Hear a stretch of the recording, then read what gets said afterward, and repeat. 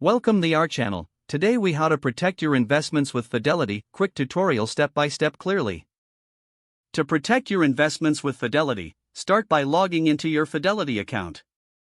Once you're logged in, navigate to the Accounts and Trade tab at the top of the page. From there, click on Account Positions to view your current investments.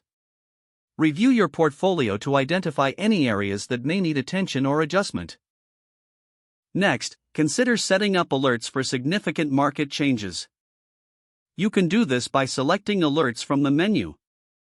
Choose the type of alerts you'd like to receive, such as price changes or account activity. After setting your alerts, explore the risk analysis tools offered by Fidelity. Locate the Research tab and select Analysis to access these tools. Use these resources to assess the risk levels of your investments. To further protect your investments, determine if diversification is needed. Look for opportunities to add different asset classes or sectors to your portfolio. Consider utilizing Fidelity's guided portfolio feature for automated diversification. If you're concerned about potential losses, think about setting stop-loss orders. These orders will automatically sell a security when it reaches a specific price. To place a stop-loss order, go to the trading section of your account.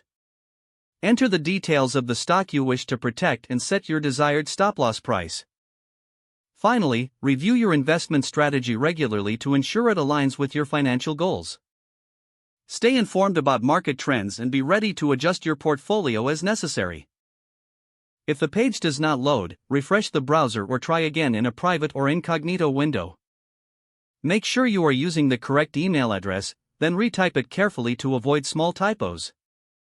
If your password is not accepted, use the reset option and create a new strong password you can remember. Check your spam folder for verification or security emails, then complete any requested confirmation steps. Enable two-factor authentication if available to improve account security and reduce unauthorized access risk.